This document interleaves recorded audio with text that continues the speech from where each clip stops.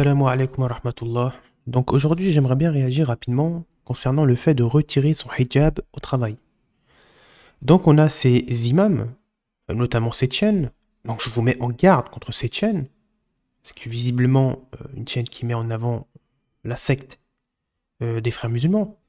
Donc il dit Boussena dans une vidéo, il dit que les coranistes sont simplement égarés entre parenthèses alors qu'ils sont considérés apostats, mécréants. La secte des coranistes, il le dit pas clairement, qui ruse encore une fois. Mais c'est pas le sujet de la vidéo. Le sujet de la vidéo, c'est monsieur Vincent Souleyman qui prétend que la femme qui n'a pas le choix, soi-disant, qui n'a pas le choix, peut retirer son hijab pour travailler. Et donc, eux, ils disent en gros que si la femme n'a pas le choix, donc comme Allah subhanahu wa ta'ala dit quoi? Il dit pas d'obéissance envers la créature. S'il y a une désobéissance envers Allah subhanahu wa ta'ala ou le messager sallallahu alayhi wa sallam. Naam. On va évoquer leurs paroles, les gens de la sunna, et vous, ce que vous racontez. Toi et Mahdi. Hein? Est-ce que vous prétendez que finalement l'interdiction se lève si la femme n'aurait pas le choix, soi-disant? Et ça, c'est de l'enflage, ça. Ça, c'est de l'enflage. Et j'avais laissé des commentaires, Naam, dans cette vidéo, retirer le hijab au travail. Ou elle pourra, et bien qu'elle l'enlève pour le travail, qu'elle le remette à la société du travail. Et bien qu'elle l'enlève pour le travail, qu'elle le remette à la société du travail. Et bien qu'elle l'enlève pour le travail, qu'elle le remette à la société du travail. Elle le porte, et là, pendant le chemin, elle le porte, pendant le chemin, elle le porte, pendant le chemin, pendant le, pendant le chemin, elle le porte.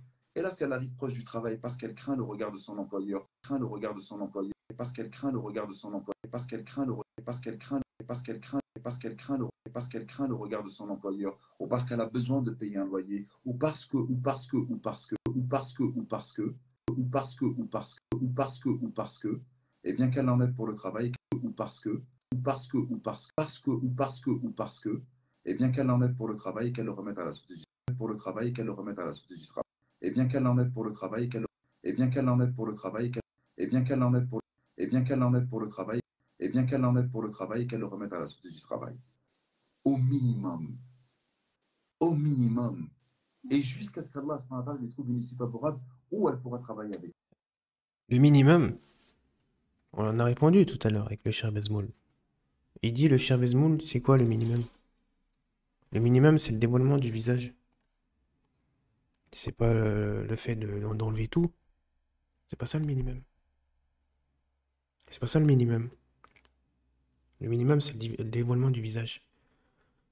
Tu changes de métier.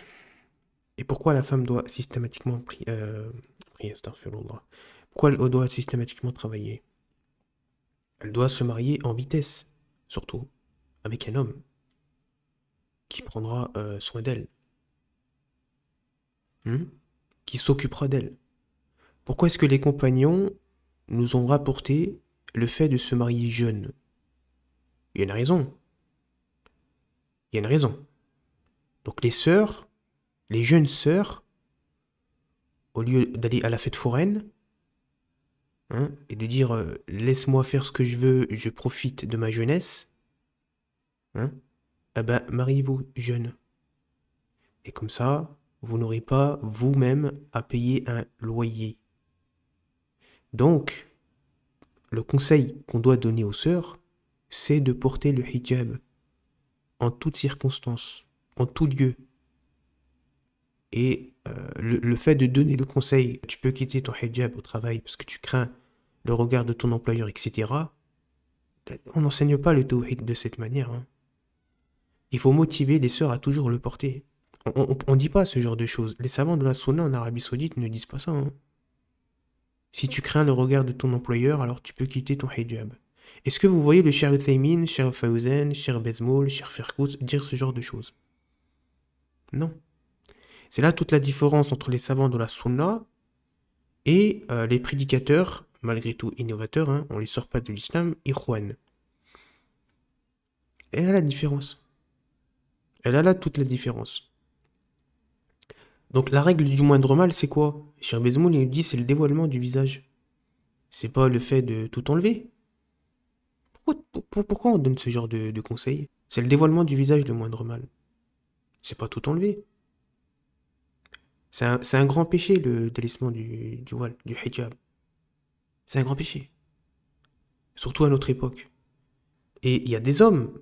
Et il y a des hommes qui peuvent justement regarder cette sœur-là.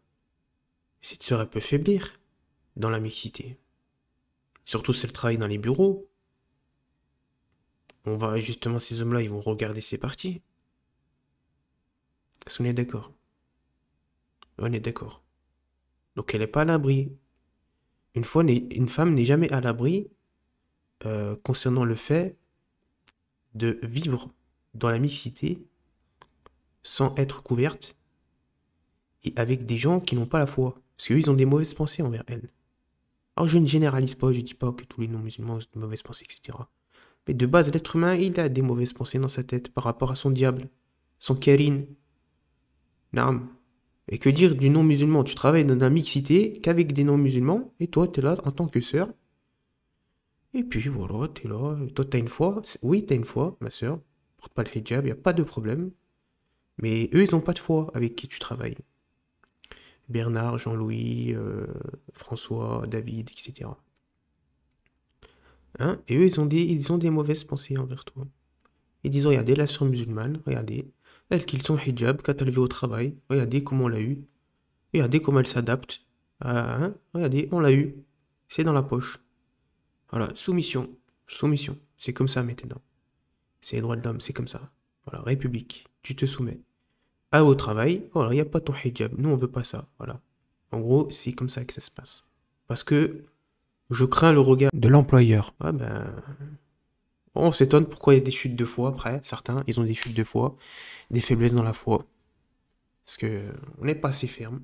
Voilà, on manque de fermeté par rapport à nos convictions, etc. Hein. Ouais, bah, après on dit oui, faut craindre Allah, on parle d'Allah toute la journée, mais quand il suffit, quand on tombe dans ce genre de situation, ben, on n'applique pas ce qu'on... Donc on parle beaucoup d'Allah subhanahu wa ta'ala, hein, les pieux, etc. C'est ceux qui craignent véritablement Allah. Allah, on l'aime, on l'aime, on l'aime, on l'aime. Et par contre, quand on va au travail, oh, hop, on quitte le hijab, on prie pas à l'heure, bon. Par contre, on parle d'Allah toute la journée. Par contre, pour appliquer ce qu'Allah subhanahu wa ta'ala, là par contre, on fait pas. On fait pas. Qu'Allah nous aide, hein, qu'Allah nous aide. C'est ce qui compte le plus, hein. On va regarder l'espace commentaire, parce que ce qui est pareil, il a réactivé l'espace commentaire, celui qui est derrière ce compte. À tout de suite. Donc, Barakallahu fikum, regardez comment est-ce qu'il a mis des ambiguïtés à certaines femmes. Donc moi j'ai mis quoi? J'ai dit le suivi des passions. Naam, c'est le suivi des passions. Hein. Qu'Allah subhanahu wa ta'ala nous préserve de cela. Le fait de suivre les passions. Celui qui, justement, s'entête dans le faux. Hein, qui s'entête dans le faux, dans l'innovation, etc. Entre autres. Et qui refuse la vérité après exposition. Pour s'entêter dans, justement, l'innovation. Hein. Et ici, à l'occurrence, la secte des Ikhwan, qui propage ce genre d'idées. Le laxisme, réformisme. En aucun cas, on enlève son hijab au travail. Hein. Cheikh Fawzan a répondu fermement à cela, etc. Et d'autres savants, on va le voir. C'est-à-dire que ici, toi, tu dois changer de travail. Ou ne pas travailler, te marier. D'ailleurs, les savants, ils ont dit que le mariage est plus important que tes études. C'est pas les études qui sont le plus important, c'est le mariage qui est plus important. C'est plus important que tes études. Aujourd'hui, on nous parle, oui, les diplômes, les études, les diplômes, les études. Mais c'est pas ça le plus important. Ne vous faites pas embobiner. C'est le mariage le plus important. 50% de ta religion. Naam. Et une femme a plus besoin de se marier aussi également. Hein. Ah oui, parce qu'elle a besoin d'un tuteur, d'une personne qui va la prendre en charge. Surtout si elle n'a plus ses parents. Si elle n'a plus ses parents, elle doit se marier directement, cette sœur-là. Tu ne vas pas rester dans la nature, non, c'est bon, moi je me débrouille toute seule, etc., etc. Non, non, tu as besoin d'un berger, ma sœur. D'accord? Tu as besoin d'un berger. Donc tu dois te marier, même si tu es jeune. Non. Qu'Allah nous aide, hein. Qu'Allah nous aide. Donc là, il y a quelqu'un qui a dit le suivi des passions, faut arrêter de caler. Oui, mais c'est ça, c'est le suivi des passions, Pierrot. C'est le suivi des passions. Si elle craint le regard de son Seigneur, elle peut quitter son hijab, donc 35 heures par semaine. Naam. Ça s'appelle le suivi des patients. Parce qu'il est savant de la sunna, ils disent pas ce que lui il raconte. D'accord? Cheikh Fawzan est dans le dur. Ouais, ben c'est le haq alors qui est dans le dur. C'est la religion d'Allah subhanahu wa ta'ala. En fait, on a tellement été dans le laxisme, dans le réformisme en France, avec tout. Vous savez maintenant, ça fait depuis quelques années qu'on avait des prédicateurs comme Hassan Iki Hussein, etc. Ils ont tellement endormi les musulmans dans le réformisme que maintenant on est imprégné, ils nous ont vaccinés justement du réformisme, en gros. On est que dans le réformisme. À force d'écouter les prédicateurs qui sont dans le réformateur, comme Hassan Iki Hussein, Ousmane Timera, etc., parce que c'est des prédicateurs qui ont été très suivis hein, pendant de nombreuses années. Hein. Et bien maintenant, quand on évoque un savant de la sunna, hop, tout de suite, on est dans le dur. Allahumma musta'an. Sauf que le vrai islam, c'est pas en France. Hein. Hein. Le vrai islam, c'est pas en France. Hein. Alors oui, il y a des étudiants en sciences, il y a des personnes, alhamdulillah, authentiques, qui prêchent le manhaj salafi, mais si vous voulez rechercher le vrai islam, en termes de loi, en termes de sharia, en termes d'aqidah, en termes de tawhid, en termes d'alliance, des aveux, etc., il n'y a pas beaucoup de prédicateurs hein, qui vont évoquer ce genre de choses. Hein. Et comme je vous l'ai dit, moi je suis pas un étudiant en sciences, je suis pas. C'est une chaîne vraiment pour débutants, hein, pour éclaircir certaines choses, toujours en m'appuyant avec certains frères et des paroles des savants que je relève sur des sites salafis. Alors, c'est terrible mais que les gens qui se pressent ne fatiguent pas. Il faut juste faire des deux apostasie pour vivre en France. Ouais, mais ça va arriver. Ça va arriver. Ça va arriver. Alors, que dire si Zemmour aurait passé? Zemmour ou Le Pen?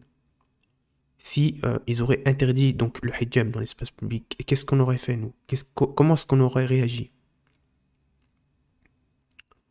Est-ce que les sœurs auraient quitté donc le hijab?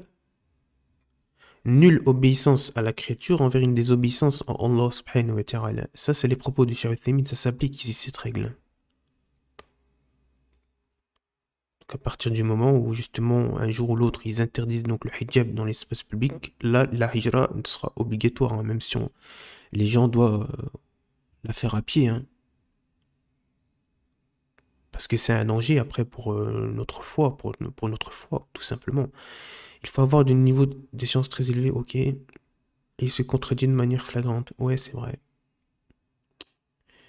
Il est obligatoire à la femme musulmane de rester chez elle et de ne pas sortir en cas de nécessité. On va le voir, ouais. Le travail est une nécessité pour très peu de femmes. Nombreuses sont celles qui préfèrent faire 35 heures que de rester à l'abri des regards chez elles. Ouais, non. Je parle donc de manière générale, pas de cas en particulier, ouais. Commentaire pertinent. Merde de like si tu veux. Non, je suis pas d'accord. Le voile, il n'est pas à la carte. Arrêtez de vouloir toujours transformer les hadiths. Effectivement, c'est bien Ryan. Inès, qu'Allah te préserve. Qu'Allah te préserve, qu'Allah nous aide. Il préserve tous les sincères. Non. Alors il y a un jour, il me semble ça que c'est un frère que j'ai vu sur la Safia sur internet. Il est sur Facebook. La législation d'Allah subhanahu wa ta'ala, la ligne de conduite. Ok.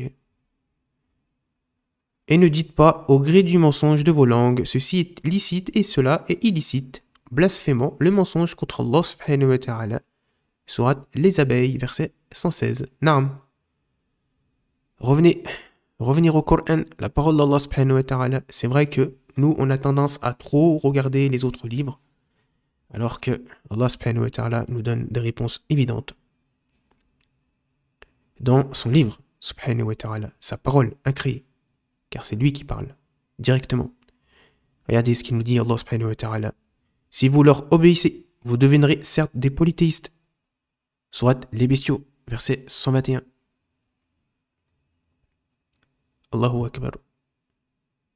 Ou bien auraient-ils des associés à Allah qui auraient établi pour eux des lois religieuses qu'Allah n'a jamais permises? Sourate La Consultation, verset 21. On like. Wesh les zinc. Allahu Akbar. Le conseil fortement d'étudier les 3 fondements de la religion. Usul. Naam. Un mari qui subvient à ses besoins, on est... Attends, là, on a quelque chose d'exceptionnel, là, j'avais pas vu. Un mari qui subvient à ses besoins. On est en 2022 et les hommes te posent la question si tu souhaites te marier. Tu fais quoi dans la vie et combien est ton salaire? Les hommes ne sont plus des hommes comme avant. Ouais, mais... n'importe quoi. N'importe quoi. Un homme, avant, avec très peu de moyens, il arrivait à s'occuper d'une femme. Aujourd'hui, on demande à l'homme à avoir beaucoup de moyens. Une situation plus que stable, au-delà de la moyenne. D'accord? Une situation stable, pas selon le dictionnaire de l'islam, parce que le prophète, sallallahu alayhi wa sallam, son lit, c'était quoi? C'était un lit de pierre. Est-ce qu'il y avait Internet? Est-ce qu'il y avait les voitures? Est-ce qu'il y avait des sacs à main? Est-ce qu'il y avait des vêtements de luxe? Est-ce qu'il y avait tout le matériel qu'il y a aujourd'hui? Est-ce qu'il y avait justement un pouvoir d'achat aussi grandissant, aussi exagérant? Tout a augmenté, tous les prix ont augmenté, le carburant, absolument tout. Est-ce que ça existait, ça, au temps du prophète, sallallahu alayhi wa sallam? Non. Donc, à l'époque, le coût de la vie, un homme pouvait s'occuper d'une femme avec très peu de moyens. Avec très peu de moyens. Et dans les pays musulmans, voilà, c'est plus facile aussi. Ouais, on demande à un homme d'avoir au moins un salaire de 2500, 3000 euros pour s'occuper d'une femme. Mais c'est incohérent. Ça n'a pas de sens. Sinon, on complique le mariage pour tous les jeunes musulmans qui veulent se marier à 16 ans, à 17 ans, à 18 ans, à 19 ans, à 20 ans. Et celui-là, tu lui demandes d'avoir subhanallah, un salaire de 2500 balles. Et il a un logement, ça suffit. Il peut s'occuper de toi. S'il n'est pas endetté ou voilà. Vous recherchez des hommes, entre parenthèses, mais qui sont à l'image des hommes influenceurs parmi les mécréants, qui touchent de l'argent, qui fraudent, qui mentent, qui vendent leur âme, qui vendent leur dignité pour gagner de l'argent. Mais subhanallah, c'est normal que le salafi, le vrai, l'authentique salafi, il aura moins de moyens que ces gens-là, parce que le salafi, il fait attention comment est-ce qu'il gagne son argent. Il fait attention. Donc vous recherchez des hommes, entre parenthèses, des hommes qui ont beaucoup d'argent. Mais ça se trouve, tu n'as pas vu ce qu'il a fait, cet homme-là. Peut-être qu'il a triché, peut-être qu'il a fraudé, peut-être qu'il a fait des choses mal pour avoir cet argent-là. Donc prends en considération toutes ces choses, Sonia. L'homme salafiste, celui-là, il va surtout t'aider pour l'au-delà. D'accord? Pour l'au-delà. Et on a vu qu'il y a des gens qui partent à 22 ans, 23 ans, 24 ans. La vie, elle est courte. Narme. Alors attendez, il ne faut pas dire... Attends. Il ne faut pas dire qu'elle peut enlever son voile. Elles m'ont fait tout ça après. Ouais. Tu autorises qu'Allah interdit, c'est grave. Ouais. Donc, Inch'Allah, regardez là. Donc, c'est une sœur, Amina, Koulibaly. Qu'Allah la préserve. Donc, regardez ce qu'elle dit. La sœur, elle dit, du coup, c'est oui ou non. J'ai pas trop compris. Vous voyez comment ils mettent des ambiguïtés quand même. Comment on sait pas bien comment ils font dans leur manière de faire. Parce que vous savez pourquoi elle n'a pas compris? Parce que lui, il joue en fait. Il joue. Au début, il dit ouais, mais vous faites tout en sorte pour. J'essaie de prendre un petit peu sa voix. Ouais. Au début, il dit en gros, voilà, comme quoi, faut tout faire pour obéir à Allah, subhanahu wa ta'ala, etc. Et après, il met son petit coup en douce, en subliminal, pour dire voilà, si tu crains le regard de ton Seigneur, etc., que tu arrives au travail, sur le chemin, soi-disant, hein, sur le chemin. Ah, celle-ci, elle est exceptionnelle. C'est-à-dire que sur le chemin, voilà, et après, une fois que tu es à ton lieu de travail, tu te caches derrière un buisson, hein, pour pas montrer quand même aux employeurs que tu as le hijab. Hein, tu te caches comme ça derrière une poubelle ou derrière un buisson, hein, c'est-à-dire à aller à 300 mètres, hein, 300 mètres. Donc sur le chemin, tu portes le hijab, hein, c'est-à-dire dans l'espace public. Et après, une fois que tu arrives au travail, attention, faut pas montrer que tu portes le hijab. Hein, donc il faut prendre une distance de sécurité. Donc il faut prévoir, hein, d'accord? C'est tout un c'est tout un processus. Hein. Donc du coup, qu'est-ce que je vais faire? Je vais me mettre derrière un buisson, là, hop, ni vu ni connu. Et après, voilà, quand je sors du travail, voilà, pareil, je me remets derrière le buisson et je remets mon hijab et puis je peux rentrer chez moi avec mon hijab, etc. Ça n'a pas de sens. Donc je lui dis quoi? Non, Urti. Tu dois pas l'enlever ton hijab. Fais attention, c'est le waswas du diable ça. Ces prédicateurs racontent n'importe quoi. Et qu'Allah subhanahu wa ta'ala nous guide ainsi qu'à eux.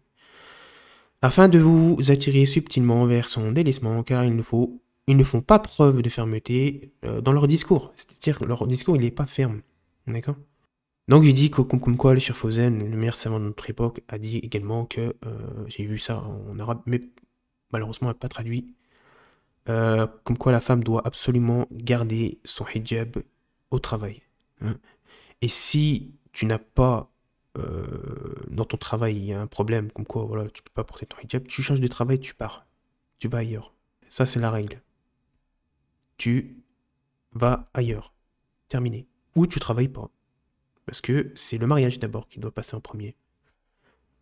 Si tu n'as pas de alors, attendez, on va lire. Si tu n'as pas de mari pour subvenir aux besoins et que tu as des charges à ton nom, mais cherche sérieusement un autre boulot qui te permet de le mettre et de ne pas te satisfaire dans cet état où tu l'enlèves toute ta vie. Ouais, mais non, en fait, ça va pas, ça.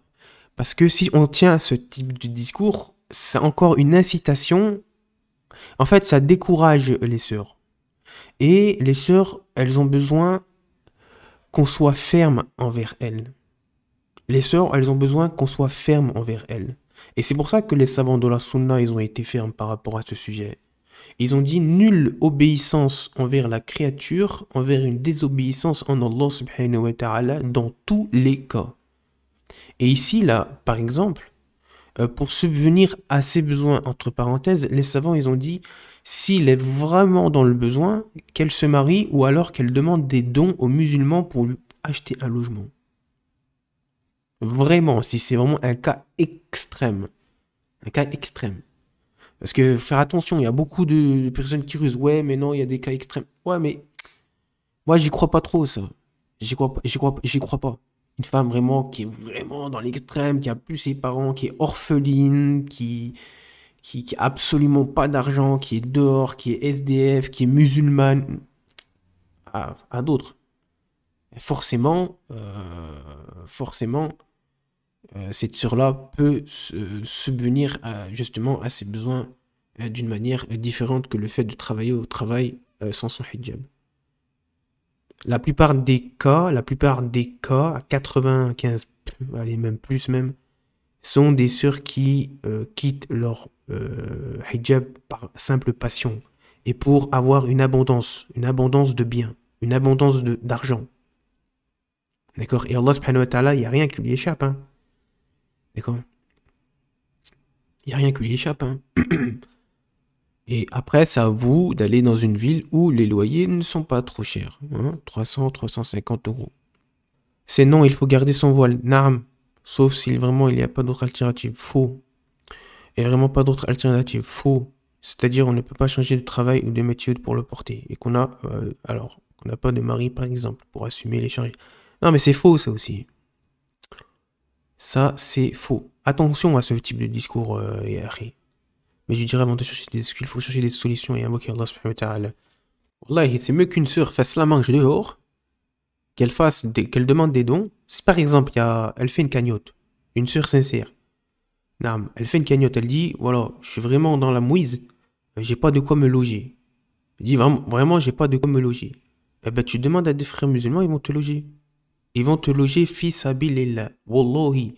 Déjà parce que t'es une femme, Naam, qui porte le hijab. Tu vas aller vers tes musulmans, ils vont te dire qu'est-ce qu'il y a à Yarti. Et c'est quoi le problème? Et peut-être même toi, tu peux aller vers un homme, c'est toi qui te proposes en mariage. Éventuellement, tu peux faire ça aussi. C'est pourquoi toujours les hommes qui se proposent. Et vous aussi. Et là, cet homme-là, même si c'est pas pour le mariage, tu demandes une aide, par-ci par-là. Au lieu de toi de rester dans ton travail, de dire voilà, ouais, je travaille, je quitte mon hijab, etc. Et t'inquiète pas qu'il y en a qui vont te prendre un logement. Il n'y a pas de problème par rapport à cela. Mais toi, ce qui t'est demandé de faire, surtout, c'est vraiment de te marier. Hein. Si vraiment tu es sans parents, orpheline, etc., etc., ce qui est rare, hein. Ce qui est rare. Hein. Parce qu'il y avait des sœurs qui posaient des questions, alors est-ce qu'on l'enlève ou pas, le hijab? Moi je lui dis non, ma sœur, attention. Ça, c'est des gens qui endorment les musulmans, qui sont laxistes. Et si toi, c'est comme le fait d'abandonner. Par exemple, tu fais un sport, t'abandonnes, tu fais une compétition, t'abandonnes une fois, t'abandonneras tout le temps. Au niveau de ta motivation, au niveau de ta détermination. Et ça, c'est un cercle vicieux. Et je lui ai laissé un commentaire à cette sœur-là. Je lui ai dit non, fais gaffe, attention, même au travail, tu dois porter ton hijab. Parce que eux, ce qu'ils veulent, c'est que tu perds ta détermination. Ils veulent que tu perdes ta motivation. Dans le fait de laisser ton hijab avec fermeté, avec conviction. Même si tu perds ton travail, tu vas chercher un autre travail. Ça, c'est ce que disent les savants de la Sunna. Parce qu'il n'y a pas d'obéissance envers les créatures. S'il y a une désobéissance envers Allah subhanahu wa ta'ala, il n'y a pas. Qu'il y a nécessité ou pas nécessité, on s'en fout de ça. Et ça, c'est le waswas de shaitan. Shaitan, il va t'attirer petit à petit vers le fait de délaisser le hijab. Tu vas le délaisser une fois, pendant le travail, 2 fois, 3 fois, 4 fois, 5 fois, 6 fois, 10 fois. Et après, tu vas te faire endormir et tu vas finir par l'enlever. Parce que tu vas perdre ta motivation. Ça ne sera pas quelque chose ancré en toi. Hein? Et ça prouve que tu n'es pas déterminé et que ta foi n'est pas assez forte. Parce que tu es obligé de quitter, donc de désobéir à Allah subhanahu wa ta'ala pour la créature, pour le bas monde, pour pouvoir, subhanallah, courir après le bas monde, finalement. C'est le bas monde qui t'intéresse. C'est pas Allah subhanahu wa ta'ala, c'est pas la satisfaction d'Allah subhanahu wa ta'ala. Parce que tu dépends de cette... Mais c'est qui t'a dit de te mettre dans ce bourbier-là? C'est qui t'a dit de te mettre dans cette situation-là? C'est Allah subhanahu wa ta'ala? C'est pas Allah subhanahu wa ta'ala. Et eux, c'est leur but. Ils disent, si t'as pas le choix, on va regarder ce qu'ils racontent, parce que sinon la vidéo va faire trop long. Mais en tout cas, c'est ça. En fait, ils sont laxistes. Ils veulent que vous perdiez votre motivation, votre détermination, votre fermeté dans le fait de préserver votre hijab. Et étape par étape, Shaitan, il va vous attirer vers son délaissement total. Parce que si tu le délaisses une fois, tu vas commencer à le délaisser régulièrement. Après, c'est au travail, après, c'est comme ça, après, c'est comme ça, et après, c'est comme ça, et après, délaissement total. Petit peu par petit peu. Ça, c'est Shaitan. Pour ceux qui ne le savent pas. Shaitan, il est patient. Qu'est-ce qu'il va faire, lui? Vous voyez, quand on met un seau au fond d'un puits, allez, on va dire 200 mètres de profondeur. Que de l'eau. Il n'y a que de l'eau. Tu mets ton seau au fond du puits et il va le tirer tout doucement, étape par étape. Vous voyez, tout doucement, il va tirer son petit seau. Même s'il y a beaucoup de profondeur, il va le tirer étape par étape. Et étape par étape, c'est comme ça que Shaitan, il va t'avoir. C'est comme ça. Donc tu délaisses une fois pour le travail, ça veut dire que tu peux le délaisser au bout d'un moment que tu vas le délaisser. Moi-même, j'ai été licencié parce que j'avais commencé la prière, je me rappelle à l'époque. J'ai été licencié pour cela. Et Allah subhanahu wa ta'ala, il m'a facilité autre chose. Donc dans la vie, tu fais des sacrifices. C'est une vie de lutte. Allah subhanahu wa ta'ala dit quoi? Ici, il dit quoi? Il dit, pensez-vous qu'on va vous laisser croire sans vous éprouver? Non. Donc il faut faire un choix. Soit soit c'est le bas monde, soit c'est l'obéissance à Allah subhanahu wa ta'ala. Donc si tu peux pas porter ton hijab dans ton travail, bah, tu changes de travail. Si tu vends du porc à ton travail, et même si t'as pas le choix, on s'en fout de ça, tu changes de travail, khalas. Y a pas à dire oui, non, j'ai pas le choix, c'est quoi ça? Ah, sinon, on fait tout ça alors, on se trouve tous des excuses et on fait comme on veut. C'est quartier libre. Bah ouais, on fait ce qu'on veut alors. On fait ce qu'on veut. On fait ce qu'on veut. Donc, Inch'Allah, on va regarder sa vidéo. Donc ça, c'est après. En fait, un métier qui va pouvoir nous Ok, stimuler. Ça ne peut pas d'accord, fonctionner. d'accord, Ce que je dirais à la sœur, d'accord. c'est de faire un maximum. Si c'est trop difficile pour elle de porter le voile au travail, eh bien qu'elle fasse un maximum. Qu'elle ne soit pas soit blanc, soit noir. Qu'elle essaye de nuancer. Qu'elle mette son foulard tout le temps, week-end, en famille. Ok, là c'est le vrai là. Là c'est la place au vrai. Hein? On tallasse le beurre, hein, la confiture. On tallasse, hein? On tallasse et après regardez etc. le petit subliminal hein, qui vient comme d'habitude. Et au moment où elle va au travail, pendant le chemin, elle le porte. Eh, Et lorsqu'elle arrive proche du travail, parce qu'elle craint le regard de son employeur, ou parce qu'elle a ouais, besoin de payer un d'accord, loyer, d'accord. ou parce que, eh bien qu'elle l'enlève pour le travail et qu'elle le remette à la sortie du travail. Eh bien, Voilà, voilà, on y est. On y est. On y est. Au début, le beurre, hein, la confiture, la crème de marron. qui va pouvoir nous sublimer. Ça ne Voilà. peut pas fonctionner.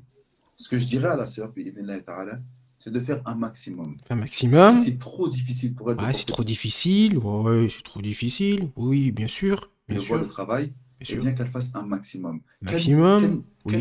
Qu'elle ne soit Bah, pas maximum, c'est quoi un maximum selon ta perspective des choses? Un maximum, c'est quitter son travail pour aller chercher un autre travail. Quitte à manger des pâtes pendant 2 mois et se marier en vitesse. Pourquoi aller vers la désobéissance? Pourquoi directement la porte de la désobéissance? Pourquoi? C'est très subliminal, c'est très bizarre quand même comme voie. Quand on veut justement essayer de raffermir le cœur de nos sœurs. Parce qu'on sait que les sœurs, elles ont besoin de motivation. C'est pas oui, c'est bon ma sœur, t'as pas le choix. Bon, bah, t'as pas le choix. C'est pas, voilà. On se trouve des excuses, en gros. Voilà, t'as pas le choix. Bah, si t'as pas le choix, bah, c'est pas grave, parce qu'on est en France. Voilà, le prétexte voilà. Ouais, c'est tellement facile. C'est tellement simple. C'est tellement simple. Et résultat, bah, toutes les sœurs quittent leur voile au travail. Voilà, avec ce type de discours. Et non, elle commet un péché majeur. Ça, vous le dites pas, par contre. Le délaissement du hijab, le délaissement du khimar, le délaissement du jilbab, c'est un péché majeur en islam. Et travailler, pour la femme, normalement, elle ne doit pas travailler, subhanallah. Et dans la mixité, encore moins. Mais c'est pas moi qui le dis, c'est Cheikh Fawzin. C'est les grands savants de la sunna qui le disent. Normalement, elle n'a rien à faire avec des hommes. Qui quitte son hijab. Elle est devant des hommes, subhanallah. Toi, tu permets ça à ta femme? C'est bon, bah ouais. Ouais, mais toi, tu vas me dire, ouais, mais moi, je travaille. Mais oui, mais le prophète n'a-t-il pas dit, sera vraiment croyant, ne sera véritablement croyant que celui qu'il aime pour son frère ou sa sœur, ce qu'il aime pour lui-même, ou ses sœurs, pour lui-même, c'est-à-dire ta propre famille aussi, et parmi tes sœurs. Toi, tu enverrais ta fille son hijab dans la mixité? Alors, je te pose la question. Ah non, tu vas me dire, ouais, mais moi j'ai les moyens. Oui, mais tu te mets pas à la place des autres alors. Là le hadith, on l'applique plus. Ne sera véritablement croyant que celui qui l'aime pour son frère ce qu'il aime pour lui-même. Mais son frère ou sa sœur aussi. Son frère ou sa sœur. Ce hadith, c'est pour les croyants. pas soit blanc, soit noir. Qu'elle essaye de nuancer. Qu'elle mette son foulard tout le temps, week-end, Oui, en famille, d'accord. etc. Oui, Et au moment où d'accord. elle va au travail, pendant le chemin, elle le porte. Et lorsqu'elle arrive proche du travail, parce qu'elle craint le regard de son employeur, ou parce qu'elle a Elle craint le regard de son employeur. Allahu Akbar. Oh, mais comment on peut dire ça? Comment on peut dire ça? Elle craint le regard de son employeur. N'importe quoi. N'importe quoi. Vous enseignez le tawhid, vous? Mais c'est une blague. Elle craint le regard de son employeur. Oh là là là là là là là là là là. Vous enseignez le tawhid, vous? Vous parlez du comportement, mais on sera jugé sur quoi? Elle craint le regard de son employeur. Eh ben, besoin de payer un loyer, ou parce que, eh ben. ou parce que, Allah subhanahu wa ta'ala, il dit quoi dans le Coran? Ne craignez pas les gens, ne craignez pas le diable, mais craignez moi, subhanahu wa ta'ala. Daoud, wa alayhi salam, qu'est-ce qu'il a dit? Qu'est-ce qu'il a dit, Daoud, wa alayhi salam? Allah subhanahu wa ta'ala l'a interpellé et il lui a dit, ô Daoud, qui crains-tu après moi? Tu crains qui après moi? Daoud, il a répondu et il a dit, je crains celui qui ne te craint pas. Subhanahu wa ta'ala. Allah Ta'ala dit dans le Coran, ne craignez pas le diable, Shaitan, Iblis, notre pire ennemi. Il nous dit de ne pas craindre Iblis, Shaitan en personne.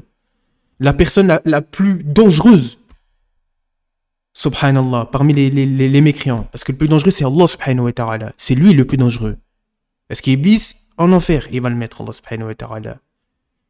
Donc Iblis, Shaitan, Allah subhanahu wa ta'ala, il nous demande de ne pas le craindre. Allah Ta'ala, il nous demande de le craindre lui, subhanahu wa ta'ala. Allah, le seul, l'unique. Et qui va mettre Iblis et tous ses suiveurs en enfer. C'est de lui qu'il faut, c'est Allah qu'il faut craindre. C'est pas ton employeur qu'il faut craindre. parce qu'elle craint le regard de son employeur, au regard de son employeur, elle craint le regard de son employeur, elle craint le regard de son employeur, elle craint le regard de son employeur. On fait écouter là, juste ce petit passage à un savant comme Cheikh Fawzan. Qu'est-ce qu'il va répondre? Qu'Allah le préserve, qu'Allah l'illumine. Il va répondre à quoi là? Juste avec ça là, est-ce que tu dis? Elle peut retirer son hijab parce qu'elle craint le regard de son employeur. Allah musta'an. J'ai jamais entendu ça de ma vie. Wallah. ou parce qu'elle a besoin de payer un loyer, ou parce que, A ou besoin de parce que, payer un loyer. Oh, oh là là. Oh là là. Oui, oui, oui. J'ai besoin de payer une maison parce que ceci, parce que ce. Arrêtez, arrêtez avec ça. Arrêtez. À d'autres. À d'autres. Faut ou arrêter de se parce que. trouver des excuses comme ça. Faut arrêter. Je connais des frères, ils sont endettés. Ils sont endettés de 20 000 balles. Il y en a qui sont endettés comme jamais. Et ils font pas ce que tu racontes. C'est pas pour autant qu'ils délaissent la prière, qu'ils vont travailler dans le haram ou quoi. Faut arrêter avec ça. C'est juste un discours complaisant. Voilà. Vous enseignez le laxisme. Assumez. Eh bien, qu'elle l'enlève pour le travail et qu'elle le remette à la société du travail. Mais non, ça marche pas comme Au ça. minimum. Ça marche pas comme ça. Ça, c'est le laxisme. Le shaitan, il va l'attirer petit à petit, comme un seau qu'on tire du puits. Il va l'attirer. Et au bout d'un moment, eh ben, sa détermination à plat. À plat. C'est comme celui qui abandonne une fois, il abandonne tout le temps. Si dans sa tête, il n'est pas déterminé à porter son hijab. Et qu'il n'est pas déterminé à aller au bout. Parce que c'est quoi le plus important dans une compétition? C'est d'aller au bout. De ne pas abandonner, d'aller au bout. Même si tu es moins fort que les autres. Ben, au moins, tu vas jusqu'au bout. T'abandonnes pas. C'est ça le plus important. Mais une sœur qui l'enlève une fois par-ci, une fois par-là, une fois par-ci. En plus, devant qui? Des hommes, subhanallah. Ça se trouve, en plus, la sœur, ça se trouve, elle est belle. Alors que certains savants, ils divergent concernant le fait de voiler le visage. Parce qu'une femme qui est belle du visage, elle doit se cacher le visage. Ça c'est l'avis de Ibn Mas'ud et de Ibn Abbas, et de Cheikh Fawzan, de Cheikh Uthaymin. Des grands savants, c'est la femme, elle est vraiment belle, elle doit se couvrir le visage. Toi, tu dis quoi? Non. Une femme de 22 ans, 23 ans, voilà, c'est ses nécessités, tac, elle est très belle. En plus, elle a un beau corps, etc. Bah, elle peut se dévoiler, puis voilà, je travaille par nécessité devant des hommes excités, etc. Mais c'est de la folie de dire ça. Est-ce qu'elle le fait une fois, deux fois, trois fois, quatre fois? Bah, finalement, elle le fait tous les jours, elle se dévoile tous les jours. La sœur, elle est toujours dans la désobéissance, elle est toujours.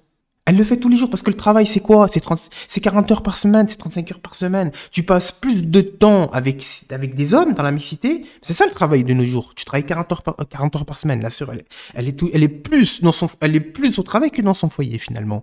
Bah, dans son travail, bah, elle est plus dévoilée que voilée finalement. Bah oui. Et vu qu'elle travaille 40 heures par semaine, toute la journée, elle est dévoilée dans son travail. Mais c'est ce que vous dites. Donc elle est toujours dévoilée finalement là sur si elle peut enlever son voile au travail, elle est toujours dévoilée. Et donc les hommes ils peuvent faire draguer, ils peuvent faire ceci, là c'est l'anarchie, il n'y a plus de règles alors. Ah bon, voilà, bah, on ne suit plus l'islam alors, si on fait ce qu'on veut. Elle peut se dévoiler au travail, bah d'accord, 40 heures par semaine c'est alors. C'est 40 heures. Pendant 40 heures je suis dévoilé devant des hommes, dans la mixité. Mais c'est ce qu'ils racontent, c'est ce qu'ils disent. Par nécessité, on se trouve des excuses entre parenthèses. Que moi-même j'ai perdu mon travail parce que j'ai dit au patron que je travaillais, que je priais, excusez-moi. Et il a pas apprécié. Bah tant pis, je m'en fous, moi je vais voir ailleurs. Hein? Et puis les musulmans, hein, voilà, c'est mieux. Allahu Akbar. Au lieu de voilà, bref, Au je veux que je te dise. minimum. Et jusqu'à ce qu'Allah lui trouve une issue favorable où elle pourra travailler avec son foulard. Non, mais ça marche pas comme Inch'Allah. ça. Non, non, non. L'issue favorable, tu quittes ton travail et après tu vas trouver une issue favorable. C'est pas. Moi, j'ai pas délaissé la prière. J'ai quitté mon travail, khalas. J'ai pas dit, voilà, pour plaire au patron, pour plaire aux ouvriers, etc. Je vais continuer, je vais pas prier, etc. Puis on va faire, voilà. C'est pas grave, au moins j'ai mon travail, puis jusqu'à ce que je trouve une issue favorable. C'est quoi ça? Voilà.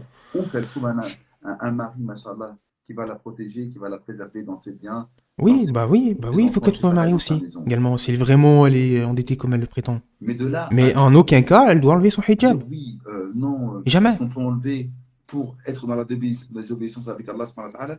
Ben non, on peut pas dire une chose pareille. C'est une injonction divine qui est mentionnée 2 fois dans le Coran.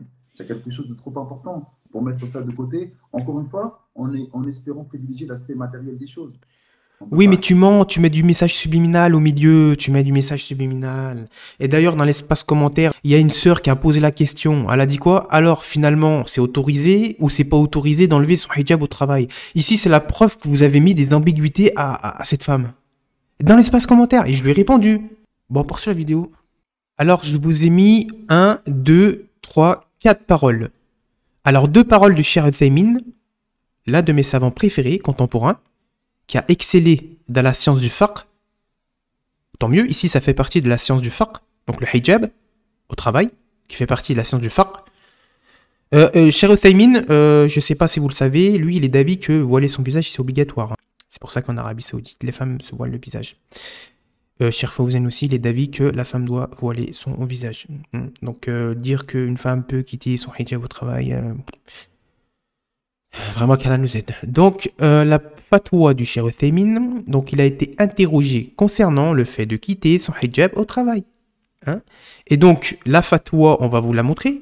Exactement où je l'ai pris. Bon, je l'ai mis ici pour que ça soit un peu mieux lisible.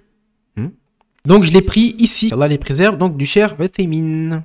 Al-Uthaymin. Donc, question. Le gouvernement de mon pays islamique a décidé de forcer les jeunes filles, etc. Donc, je préfère lire ça sur Facebook parce que c'est plus lisible. Donc, c'est celle-ci. Hein, c'est la fatwa du Cheikh Uthaymin. Question. Donc le fait concernant le quitter de son hijab. Le gouvernement de mon pays islamique a décidé de forcer les jeunes filles et toutes les femmes à enlever le hijab et plus précisément leur interdire de se couvrir la tête. M'est-il permis de mettre ceci en application, sachant que celui qui refuse peut avoir des problèmes comme le renvoi du travail, de l'école, voire même de la prison. Vous voyez. Et le renvoi du travail. D'accord? Notez bien. Hein. Réponse. Cette épreuve qui est arrivée dans ton pays fait partie des épreuves par lesquelles Allah subhanahu wa ta'ala, donc il éprouve ses serviteurs. Alif Lam Mim. Les gens peuvent-ils donc les gens pensent, ce que je vous dis tout à l'heure, les gens pensent-ils qu'on les laissera dire nous croyons sans les éprouver? Certes, nous avons éprouvé ceux qui ont vécu avant eux afin qu'Allah subhanahu wa ta'ala connaisse ceux qui disent la vérité et ceux qui mentent. D'accord? Donc ça c'est un verset connu qui, lorsque vous êtes éprouvé, c'est bien de se remémorer constamment. Donc ce que je vois, c'est qu'il est obligatoire aux musulmans de ce pays de refuser d'obéir au gouverneur dans cet acte interdit. Même le gouverneur, s'il te dit que, en gros, que tu dois délaisser ton hijab, que c'est interdit, c'est possible un jour en France hein, qu'on interdise le hijab dans l'espace public. Hein. Bah, tu dois pas lui obéir. Pas d'obéissance à la créature dans une désobéissance au créateur. Ça, c'est une règle connue. Mais les Ikhwan, ils n'appliquent pas cette règle. Ils n'y appliquent pas. Donc, pas d'obéissance à la créature dans une désobéissance à Allah subhanahu wa ta'ala. C'est une règle connue, justement, en islam. Hein? Du moins dans la Safia. Donc ici, car l'obéissance au gouverneur dans ce qui est mauvais est rejetée. Donc si le gouverneur il te dit voilà, voile interdit, espace public, tu n'as pas à l'obéir. Tu n'as pas à l'obéir. Donc soit tu te fais éjecter du pays, bah tant mieux, Allahu Akbar. C'est une épreuve, oui, mais Allahu Akbar. Au moins tu pourras vivre paisiblement, porter ton hijab dans un autre pays. Bon. Là, en France, c'est encore autorisé, mais jusqu'à quand? Oh, vous, les croyants, ainsi que moi, hein, obéissez à Allah et obéissez au prophète Mohammed sallallahu alayhi wa sallam, réfutation des coranistes, et à ceux d'entre vous qui détiennent le commandement. Hein, Surat An-Nisa, verset 59. Celui qui observe ce verset voit qu'Allah dit obéissez à Allah et obéissez au prophète sallallahu alayhi wa sallam, et à ceux d'entre vous qui détiennent le commandement. Il n'a pas répété une troisième fois le verbe obéissez lorsqu'il a cité les gouverneurs. Cela montre que l'obéissance au gouverneur dépend de l'obéissance à Allah subhanahu wa ta'ala et à l'obéissance à son messager sallallahu alayhi wa sallam. Si leur ordre est en contradiction avec l'obéissance à Allah subhanahu wa ta'ala et à son messager sallallahu alayhi wa sallam, ils ne doivent pas être écoutés et obéis dans ce qui contredit l'obéissance à Allah et à son messager. Et il n'y a pas d'obéissance à la créature dans la désobéissance au Créateur, Allah subhanahu wa ta'ala. Cette épreuve qui atteint les femmes dans cette région fait partie des choses sur lesquelles il faut patienter. Il faut demander l'aide d'Allah subhanahu wa ta'ala dans la patience. Et demander à Allah subhanahu wa ta'ala qu'il guide ses dirigeants vers la vérité, haqq. Et je pense qu'ils ne peuvent forcer la femme que si elle sort de chez elle. Si elle reste chez elle, ils ne pourront pas la contraindre. Qu'elle reste donc chez elle afin d'être préservée de cette chose. C'est mieux. Hein, même si c'est chez tes parents, bah reste chez tes parents, ils travaillent pas. Jusqu'à ce que, voilà, t'as un mari, puis lui, il va te prendre en charge. Après, sortez là de cette ville de France, de Paris, excusez-moi. Paris, c'est trop cher. Hein. Quant aux études qui amènent la désobéissance à Allah subhanahu wa ta'ala et aux messagers, sallallahu alayhi wa sallam, elles ne sont pas permises. Mais la femme doit apprendre ce qui lui est nécessaire dans sa religion et sa vie d'ici-bas, et cela lui suffit. La plupart du temps, cet apprentissage est possible à la maison. En résumé, il n'est pas permis d'obéir au gouverneur dans une chose interdite. Cheikh Uthaymin. Donc là, nos frères du Manhaj al-Haq, Cheikh Uthaymin, une nouvelle fois, concernant la femme qui retire son voile par contrainte. Entre parenthèses. Question, il arrive que dans certains pays, les femmes musulmanes puissent être forcées à enlever leur voile et de laisser leur tête découverte. Réponse, est-ce qu'il aurait... Donc, question encore, est-ce qu'il aurait permis de faire cela tout en sachant que quiconque refuse de faire cela devra faire face à des conséquences telles que perdre son travail ou être expulsé de l'école. Réponse du cher Othaymin, ce qui se passe dans ces quelques pays est une chose, et une des choses par lesquelles la personne peut être éprouvée. Donc on l'a dit tout à l'heure, alif, lam, mim. Est-ce que les gens pensent qu'on les laissera dire nous croyons sans les éprouver? Certes, nous avons éprouvé ceux qui ont vécu avant eux, ainsi Allah subhanahu wa ta'ala connaît ceux qui disent haq et ceux qui mentent. Ce que je pense est que ces femmes musulmanes dans ces pays devraient refuser d'obéir aux gens responsables, souverains dans ce qui est mauvais, parce qu'obéir à ceux qui détiennent l'autorité dans ce qui est mal n'est pas permis. Alors, cher Bezmoul, Hafidullah, la femme qui retire son voile par nécessité au travail. Question, une femme vit dans un pays européen, on lui impose comme condition pour le travail qu'elle retire son voile. Est-il permis de retirer le voile par nécessité? La nécessité ici est le travail, en vue de gagner sa vie, car elle peut ne pas trouver de quoi manger si elle ne travaille pas. Point d'interrogation. Réponse. Cette question inclut plusieurs choses auxquelles je devrais donc répondre par plusieurs points. Il dit ici, cher Bezmoul, cette femme, si elle est capable d'émigrer dans ce pays musulman, et qu'elle n'émigre pas, alors elle est dans le péché. Car elle nous aide. Car elle ne peut pas montrer sa religion, naram, par le fait de se couvrir par son voile. C'est vrai. Et si elle ne peut pas immigrer en raison de sa pauvreté et de ses infimes économies, alors il n'y a aucun péché sur elle. Car elle nous aide. Mais il lui incombe d'œuvrer pour la hijra. Deuxièmement, la nécessité autorise l'interdit. Donc ça, c'est ce que disent les gens. Ce qui est voulu par nécessité, dépend de la préservation, c'est-à-dire de la personne, de sa religion, de la raison et de l'honneur, et des biens. Donc, ce qui contredit ces choses mentionnées rentre dans le domaine de la nécessité. Et le travail évoqué, regardez, et le travail évoqué dans la question ne fait pas partie de la nécessité. Et le travail évoqué dans la question ne fait pas partie de la nécessité, car en apparence, il s'agit de travailler afin de vivre dans l'aisance. Il lui est possible de vivre avec les aides et les aumônes jusqu'à ce que Allah subhanahu wa ta'ala lui facilite l'immigration de ce pays mécréant vers un pays d'islam. Troisièmement, de ce que j'ai compris de la question au sujet du voile, c'est que la femme dévoile, en plus de son visage, donc sa tête et ses cheveux apparaissent. Or, ce qui est voulu par le voile, qu'elle enlève son hijab pour le travail, concerne uniquement le dévoilement du visage. Donc les savants, ils disent, il n'y a que ton visage que tu peux dévoiler. Et en plus, il rajoute, cher Bezmoul, il y a un sujet à divergence concernant le fait de dévoiler son visage au travail. Je dis bien, au travail. Donc divergence sur le fait de voiler son visage au travail.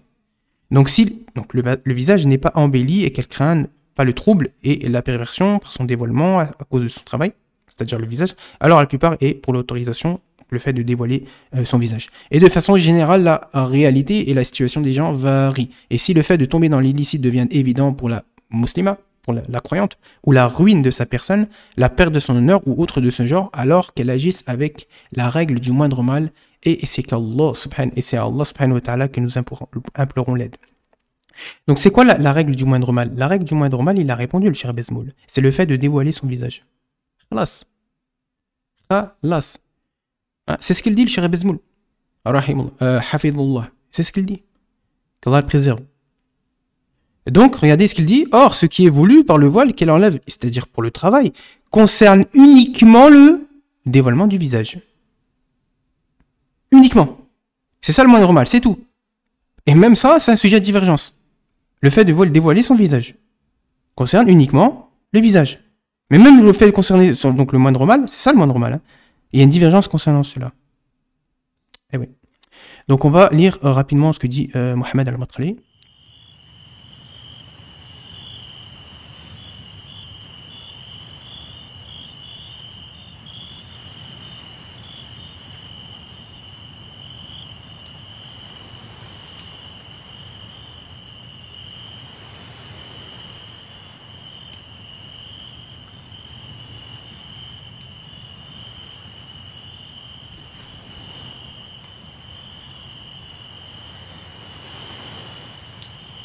Let's go. Une femme peut-elle enlever son djilbab au travail? Réponse de Cher Zaïd al-Matrali.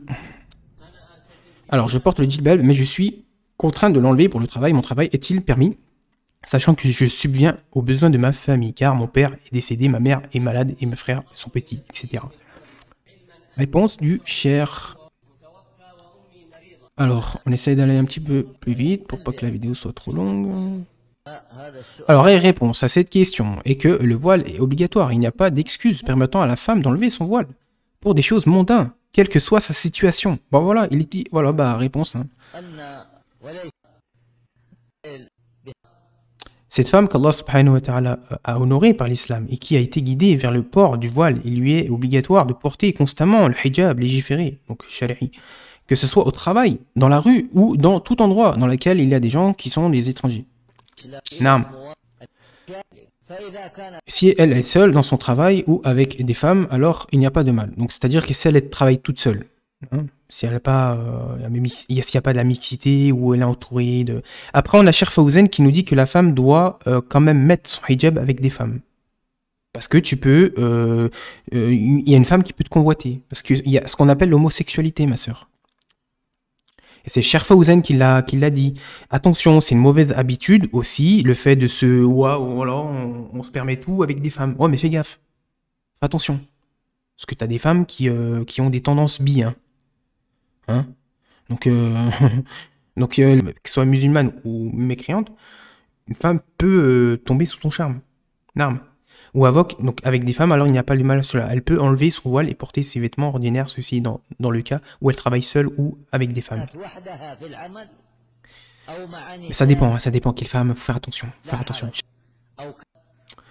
Dans ce cas, il n'y a pas de mal, donc concernant le fait d'être avec des femmes ou travailler seul, donc à la maison, sur internet, ou faire de la couture ou de la vente par internet, où elle peut enlever son djilbab et porter ses vêtements ordinaires qui couvrent son corps. Que ça, elle travaille seule ou avec des femmes.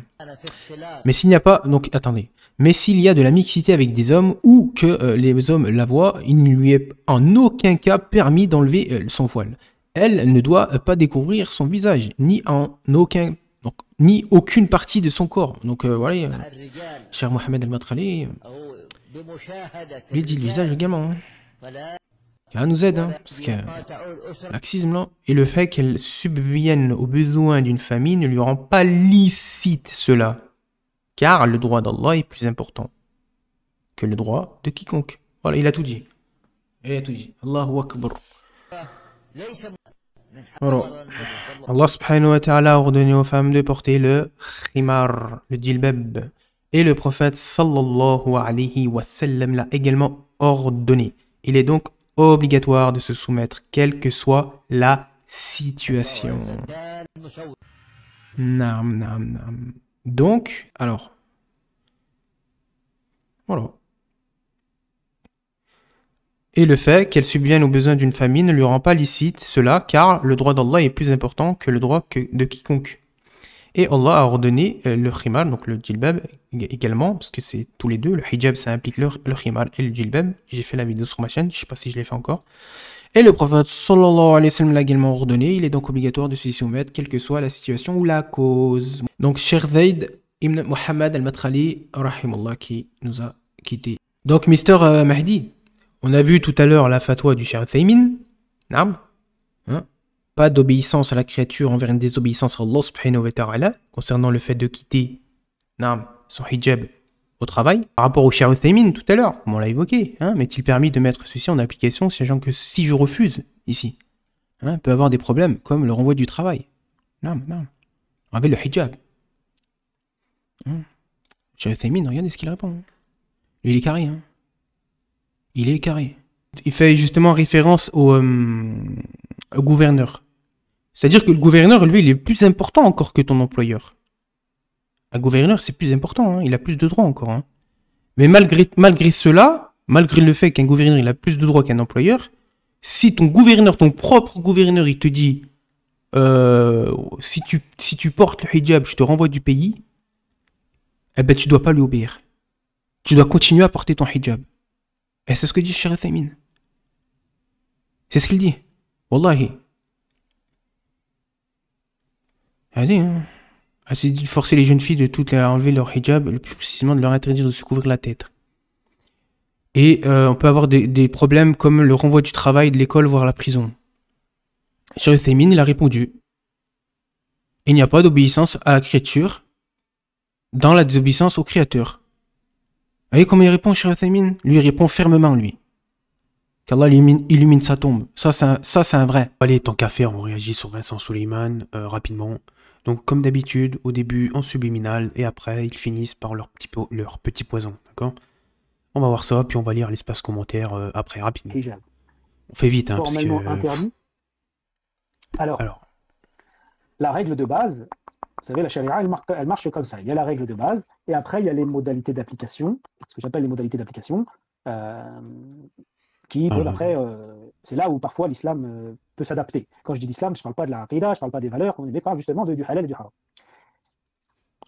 La règle de base, la règle théorique, on va dire, avant de prendre en considération les modalités d'application, c'est que oui, c'est interdit pour une femme pubère sortir devant des hommes qui ne sont pas ses maharim, qui ne sont pas son père, son frère, son fils, etc., sans hijab, c'est interdit. Après, sur le lieu de travail, la règle de base, le lieu de travail, il est comme les autres lieux, c'est interdit aussi. Donc, qu'est-ce qui peut amener un moufti, par exemple, à donner une rukhsa, donner un allègement, comment on appelle ça, rukhsa, dérogation. C'est par exemple une femme par exemple une mère célibataire, qui est contrainte de travailler, sinon elle n'a pas de quoi payer son loyer et donner à manger. Ouais, mais attends, mais c'est qui vos mouftis qui peut donner justement cette dérogation? Est-ce que c'est les savants de la sunna? Est-ce que c'est les savants de la sunna? Moi, je vous pose la question. Parce que vous nous parlez de moufti qui peut donner une dérogation. On l'a vu tout à l'heure, le Cheikh Bezmoul, il dit l'allègement, c'est quoi? C'est le dévoilement du visage. C'est le dévoilement du visage. Donc, vous, quand vous parlez de moufti, de quel moufti vous parlez? Vous êtes toujours en train de spéculer. De quel moufti? Lesquels? C'est quoi vos références, en fait? Nous, on se pose de réelles questions. À ses enfants. Et qui ne trouve pas d'autre travail qu'un travail où elle n'a pas le droit de porter le hijab. Bon, bah là, évidemment, la nécessité lève l'interdiction. Faux. Ça, c'est faux, ça. On a répondu tout à l'heure avec le cher Bezmoul. La nécessité lève l'interdiction. Rien à voir, aucun rapport. Absolument aucun rapport. Et elle se fait encore plus de mal à dévoiler dans la mixité. Elle commet plus de péchés, des milliers de péchés, parce qu'on le sait, les regards multipliés par le nombre de fois. Et en plus, si sa tenue et pas, il n'y a pas de pudeur dans sa tenue, c'est encore pire. C'est encore pire. Donc, le mal derrière son délaissement du hijab dans un travail où la mixité en plus, le mal, tu peux pas dire ce genre de choses. Ça n'a aucun sens. Et tout à l'heure, on a rapporté la parole du cher Bezmoul qui te réfute. Regardez, ici, là. La femme qui retire son voile par nécessité. D'accord? Travail. Donc réponse, regardez, question. Une femme vit dans un pays européen. On lui impose comme condition pour le travail qu'elle retire son voile. Donc est-il permis de retirer le voile pour la nécessité? La nécessité, ici, le travail en vue de gagner sa vie, car elle peut ne pas trouver de quoi manger. De quoi manger, il dit là. Hein. Donc regardez, réponse.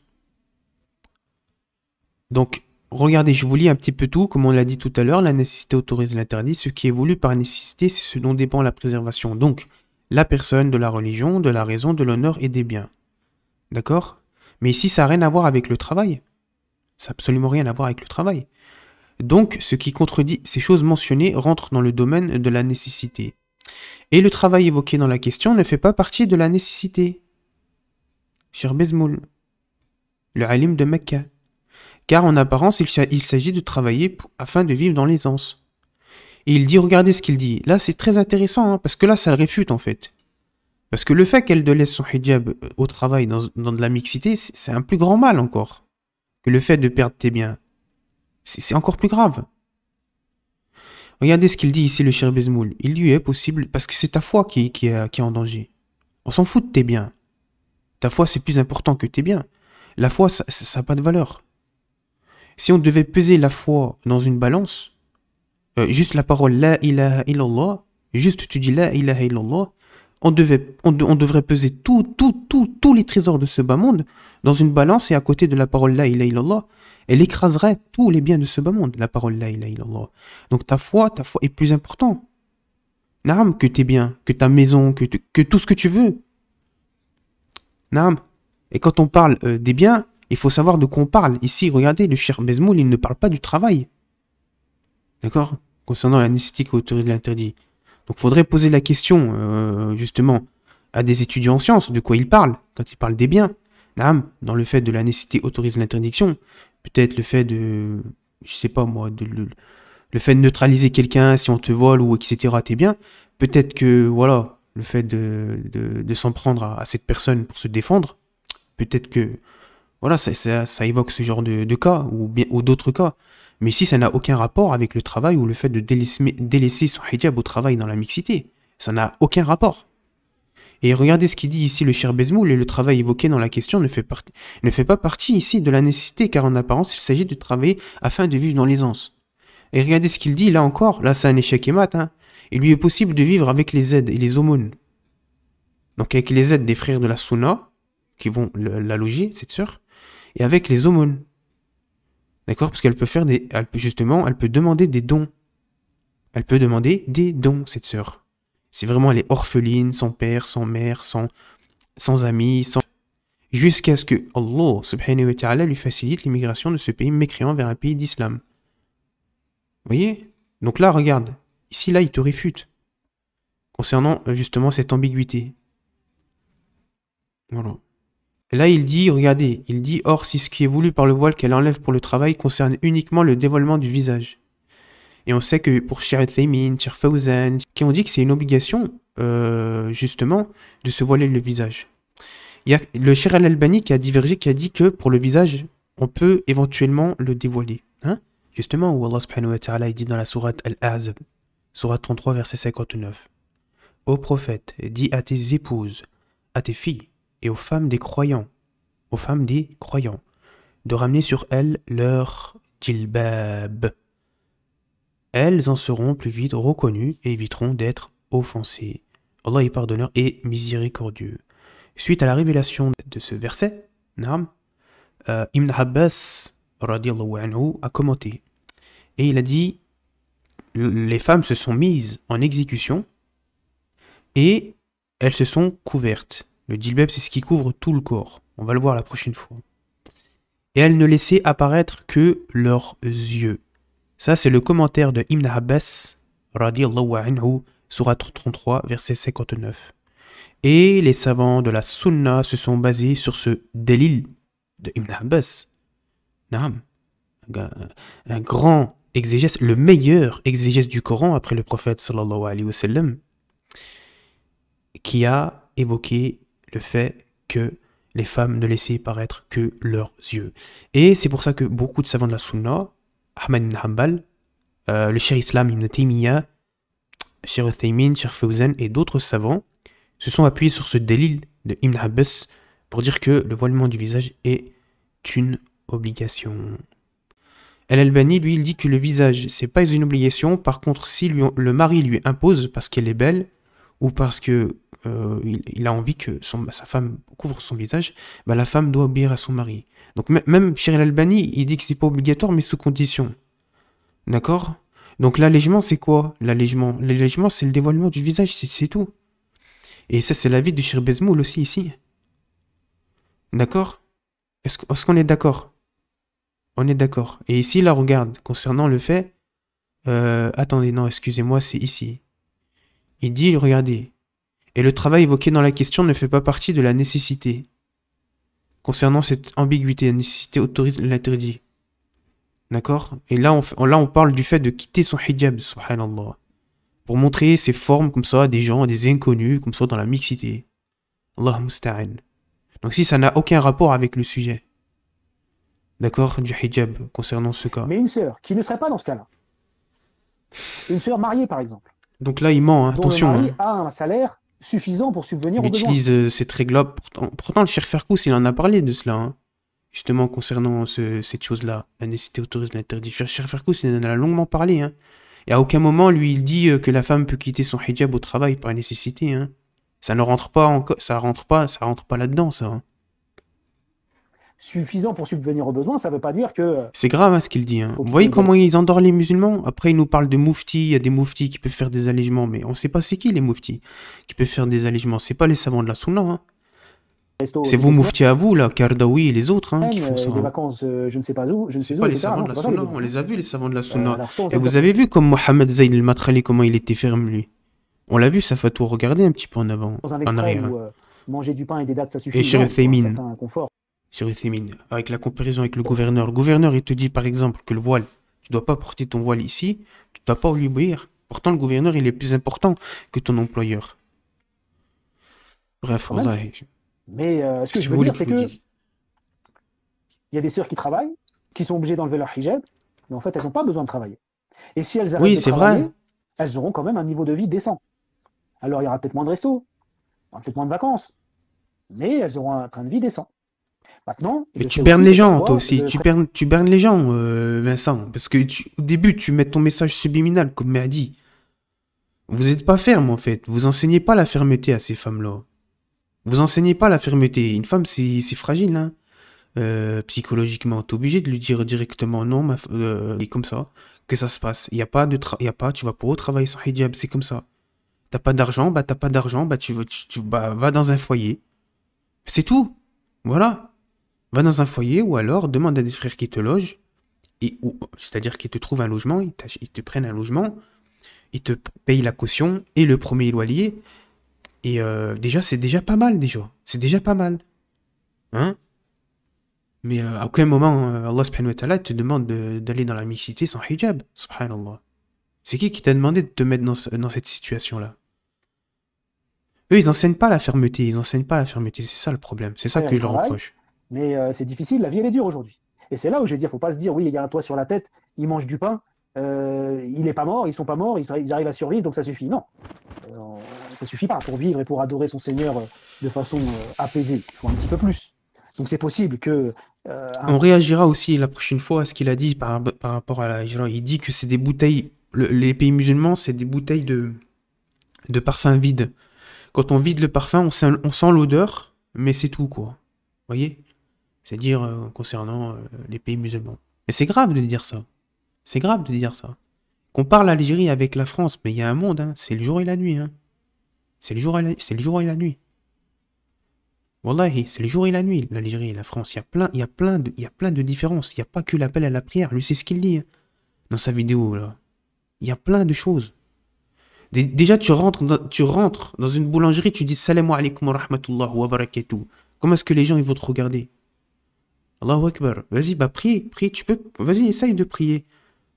Essaye de prier dans les rues de Paris ou de je ne sais où, de Bordeaux.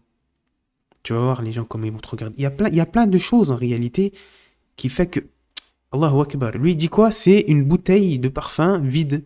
On sent la bouteille de parfum elle est vide et on sent encore l'odeur, hein, par rapport, soi-disant, à l'Aden, etc. Mais subhanallah, c'est pas que ça les pays musulmans. C'est pas que ça les pays musulmans. Qu'est-ce que tu racontes? Le fait qu'on peut pas livrer la nourriture. Parce que tout est non halal en France, pratiquement. La plupart des boutiques, des restaurants. Il y a plein de contraintes. Il y a plein de contraintes dans un pays mécréant. Il y en a plein. Wallah, il y en a plein. Déjà, la polygamie interdite. L'école à la maison, mois de septembre, interdit. Ça te parle, ça ou pas? Il y a plein de choses. Il y a plein de choses qui ne vont pas. Et le fait que les mécréants sont en nombre. La laïcité. La démocratie, la franc-maçonnerie. Il y a plein de choses qui ne vont pas. On peut parler que de l'appel à la prière. Allah musta'an. La Safia. Pareil, en France, elle est combattue. Elle est combattue en France. Elle est prise en dérision en France. Pour mettre des mosquées de la République. On prêche l'innovation, la djahmiya, l'acharisme. Naam. Alors. Couple marié, l'homme travaille, mais il faut quand Mais même pour que lui, il y a que c'est une bouteille de parfum vide. C'est ce qu'il a dit. la femme travaille. Là, ça peut. Alors, ça sera pareil que celui Bref, fait qu'il qu'Allah peut pas nous prier. aide. Hein. Alors, Elle va travailler et elle va chercher un autre travail en même temps. Un travail où elle pourra mettre son hijab. Pourquoi travailler? Mais la sœur qui travaille, qui peut-être qui n'est pas mariée, mais qui est chez ses parents, donc qui n'a pas de charge, Ouais. ou alors qui est mariée, dont le mari a un salaire suffisant pour avoir un niveau de vie décent, même si c'est moins confortable, alors elle n'a pas le droit d'enlever son hijab au travail, elle arrête le travail. Elle aura le droit d'enlever son hijab au travail si c'est une véritable nécessité. Wallahu a'lam. Ouais, Wallahu a'lam. Bah oui, c'est bien que tu dis Allahu a'lam, parce que t'es réfuté par le Cheikh Bezmoul et Cheikh Uthaymin, Cheikh Mohamed Zayd al-Madkhali. Voilà quoi, hein. Donc regardez ce qu'il dit à la fin. Donc il commence par voilà, ces petits trucs là, voilà, et à la fin il dit ça qui est quoi. mariée et dont le mari a un portable, Regardez. alors elle n'a pas le droit d'enlever son hijab au travail, elle arrête le travail. Voilà, elle a pas le droit, elle a pas le droit, voilà, oui, elle a pas le droit. Elle aura le droit d'enlever son hijab au travail si, Elle aura le droit d'enlever son hijab. Mais qui a dit ça? C'est qui a dit qu'on a le droit d'enlever son hijab au travail? Quel savant? Quel moufti? Moi je te pose la question, c'est quel savant? Parce que toi t'es pas un savant. Donc rapporte-nous un dalil d'un ulama, un dalil du Coran et de la Sunna déjà, pour commencer déjà. Et un ulama connu, reconnu par le consensus de la communauté. Apporte-nous une vraie fatwa. Pas oui, il y a des mouftis qui peuvent donner ceci, des trucs, je spécule que. Allahu Akbar, tu donnes une fatwa là, t'es en train de donner une fatwa. Regarde, regardez, il est en train de donner une fatwa. elle aura le droit d'enlever son hijab au travail si c'est une véritable nécessité. Mais là, t'es en train de donner une fatwa là. T'es en train de donner une fatwa de ton propre gré. Ça, c'est interdit, ça, de faire ça. Surtout que tu contredis les fatwas des savants de la sunna. Tu contredis les fatwas des savants de la sunna, là. Et là, vous vous amusez à donner des fatwas comme ça. Nous, on le fait pas, ça, nous. Nous, on s'en tient à ce que disent les savants. Si le savant, il dit que ça, bah, on prend. Eh ben oui, c'est un savant de la sunna. Reconnu par toute l'Arabie Saoudite. Vous, vous êtes reconnu par qui? Allah musta'an. Donc, faut arrêter d'embobiner les gens comme ça. Faut arrêter. On poursuit. Et qu'Allah le guide, ainsi que nous. Hein. Et moi, j'ai pas de la haine ou quoi. Hein. Simplement, je dis ce qu'il y a à dire. Hein. Et khair, Inch'Allah. Et puis, attention, ne les écoutez pas. Hein. Vraiment, mes frères, ne les écoutez pas. Écoutez, revenez aux savants. Revenez aux savants de la sunna, comme Allah Ta'ala dit dans le Coran. Seuls les savants craignent véritablement leur Seigneur. Seuls les savants craignent véritablement leur Seigneur. Et si vous ne savez pas, demandez aux savants. Demandez pas aux ikhwan, aux gens de l'innovation. Ça n'a aucun sens. Allah subhanahu wa ta'ala ne nous demande pas de demander aux gens de l'innovation. Des savants de l'Arabie Saoudite, subhanallah, qui donnent un avis sur cela, bah tu vas vers eux. Tu vas pas vers des gens qui sont, Allahu Akbar, des gens qui sont méconnus, qui prêchent la da'wa des ikhwan et des gens de l'innovation. Faites attention, comme les frères et les sœurs. Donc bien évidemment qu'on quitte pas son hijab. Dans tous les cas. Dans tous les cas. Et c'est un péché. Et ils ne le disent pas clairement, eux, que c'est un péché. Certains savants même disent que c'est un péché majeur. C'est un péché majeur. Donc un péché majeur, c'est pas t'as la cigarette. D'accord? Un péché majeur, c'est un grand péché. Un péché majeur, c'est un grand péché. Allez, on poursuit la conclusion. Et on l'a vu aussi avec l'audio de Mohamed Zayd al-Madkhali. Rahimallah, une femme peut-elle enlever son djilbab au travail? En audio, on a vu cela. On va quand même le répéter. Hein? Comme ça au moins, pour le réfuter, une nouvelle fois. Alors, si elle est donc seule dans son travail, donc on l'a évoqué, comme quoi si elle est seule ou avec des femmes, il n'y a pas de mal en cela, d'accord? Mais s'il y a de la mixité donc avec les hommes, et que les hommes la voient, il dit, ça c'est un grand savant, hein, Cheikh Zayd ibn Mohammed al-Madkhali, rahimallah, c'est un grand savant ça, c'est un grand savant de la sunna, hein, pour ceux qui connaissent, hein? C'est un grand savant de la sunna, rahimallah. Et lui, il dit quoi? Bah, regardez, observez par vous-même. On relit. Mais s'il y a de la mixité avec les hommes, ou que les hommes la voient, alors il ne lui est pas permis d'enlever le voile. Elle ne doit pas découvrir son visage, même son visage, il dit lui. Rahimullah. Ni aucune partie de son corps. Et ce, en aucun cas. Et Cheikh Bezmoul nous dit, l'allègement, c'est le visage. Le fait de dévoiler son visage, justement. Et le fait qu'elle subvienne aux besoins d'une famille ne lui rend pas licite. Ne lui rend pas licite cela. Et le fait qu'elle subvienne aux besoins d'une famille ne lui rend pas licite cela. Et le fait qu'elle subvienne aux besoins d'une famille ne lui rend pas licite cela. Et le fait qu'elle subvienne aux besoins d'une famille ne lui rend pas licite cela. Car le droit d'Allah est plus important que le droit de quiconque. Et Allah a ordonné le voile, le hijab, le khimar, Et le prophète sallallahu alayhi wa sallam l'a également ordonné. Naam. Il est donc obligatoire de s'y soumettre. Quelle que soit la situation. Quelle que soit la situation.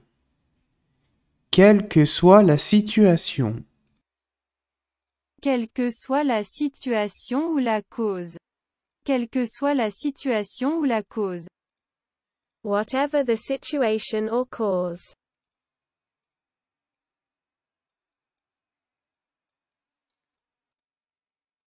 Le fait que toi tu te mettes une règle, une propre règle selon toi, et non celle d'Allah et de son messager ou des savants de la Sunna. Parce qu'au final, c'est toi qui te mets cette règle. Comme quoi, je peux quitter mon hijab par nécessité. Parce que c'est en conformité avec ta passion à toi. Est-ce qu'on est d'accord? Donc tu vas le quitter dans ton travail. Et là, à ce moment-là, ça peut se transformer éventuellement en une routine. En une routine. Et pour toi, ça va devenir quelque chose de, finalement, de normal. Hein? La routine. C'est quelque chose de normal. C'est pas comme s'il y avait le feu à la maison. Il y a le feu à la maison, je dois vite partir. Parce que sinon, je brûle. Et je vais brûler dans ma maison si je reste. Non. Là, c'est la routine, là. Oui, le travail. Est-ce que toi, tu te poses cette question? Attention, je suis au travail sans mon hijab. C'est comme s'il y avait le feu. Quoi qu'il faut que je change de travail très rapidement. Parce qu'il y a le feu, là. Il y a le feu, là. Sinon, si je reste, je vais brûler. Et je vais continuer à brûler. C'est une métaphore, hein. Et du coup, il y a le feu à la maison. Il y a le feu chez toi. Tu fais quoi? Tu pars le plus vite possible. Est-ce qu'on est d'accord? Est-ce qu'on est d'accord? On est d'accord. Et donc, vu qu'une femme est influençable, a besoin de qu'on la motive, qu'on l'enseigne justement cette fermeté, eh bien, elle, à force de quitter son hijab au travail, 35 heures par semaine, ça va devenir une routine pour elle, quelque chose d'habituel, quelque chose de normal. Ce qui va tuer considérablement sa motivation. Il n'y a pas de feu. Il n'y a pas de feu. Tranquille. Zen. Tranquille. Il n'y a pas le feu. Il n'y a pas le feu. Il n'y a pas le feu au lac. Pas le feu au lac. 1 an, 2 ans, 3 ans, 4 ans, 5 ans. Ouais, mais je fais les causes pour trouver un autre travail ou quoi. Non, non mais non. Ouais. Tranquille. Ouais, tranquille. Ouais, tranquille. De toute façon, il y a une fatwa d'un mufti qui dit que, à cause de nécessité, je peux quitter mon hijab. Non, tranquille. Il n'y a pas le feu au lac. Voilà. J'ai vu sur internet, mufti, ouais, voilà. Il n'y a pas le feu au lac. C'est pas comme ça qu'on enseigne. Dès le départ, c'est interdit. Tu ne travailles pas sans ton hijab. À partir du moment où tu fais ça, tu seras dans le péché. Constant. Tous les jours. Tous les jours, tu seras dans le péché. Donc voilà, réfutation des savants de la Sunna. Hein, concernant tous les prédicateurs qui vont dire voilà, qu'on peut enlever le hijab par nécessité. Parce que ce qu'ils veulent, eux, après il y en a des sûr qui ne le portent pas encore le hijab, et puis elles disent khair, Inch'Allah, khair plus tard. Mais ce qu'ils veulent en fait, eux ce qu'ils veulent, c'est toi ma soeur qui est ferme dans ta religion, qui le porte déjà, que tu aies un laxisme. C'est-à-dire que toi tu as commencé, tu t'es converti, ou alors tu as commencé à mettre le hijab, eux ils veulent que tu quittes ton hijab.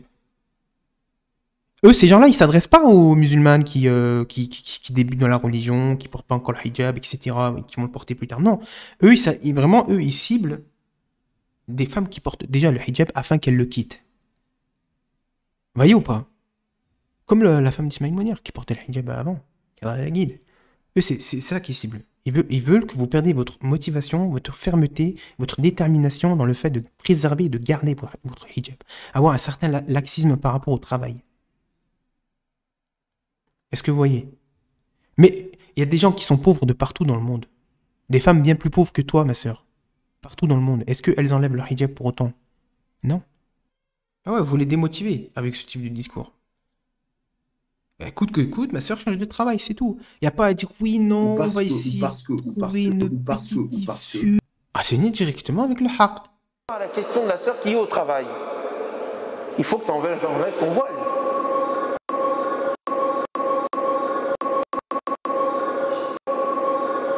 Enlève ton voile. Enlève ton voile. Enlève ton voile. Enlève ton voile. Il faut que tu enlèves ton voile.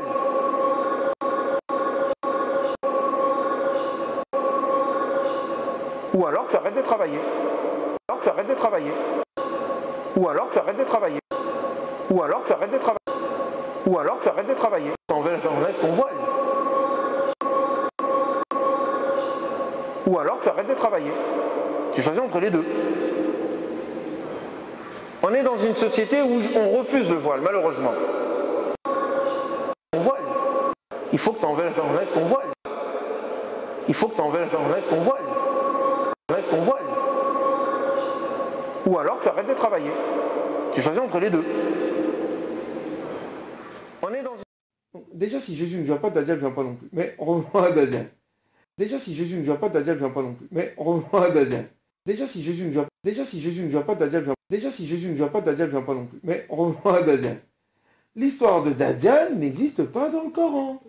Maintenant, revenons dans les hadiths. Qu'est-ce qu'ils disent? Qu'est-ce qu'ils disent les hadiths? Nombre allez dans aussi. Les gens ne lisent pas. Et comme ils ne lisent pas, ils racontent des trucs un peu farfelus. Qu'est-ce qu'ils disent les hadiths? Un peu farfelus. Un peu farfelus. Un peu farfelus. Je vais te montrer pourquoi. Les hadiths sont contradictoires, mais d'une manière... Comme la Bible. Non, c'est pire que la Bible. Les hadiths sont contradictoires, mais d'une manière... Comme la Bible. Non, c'est pire que la Bible. Non, c'est pire que la Bible. Non, c'est pire que la Bible. Non, c'est pire que la Bible.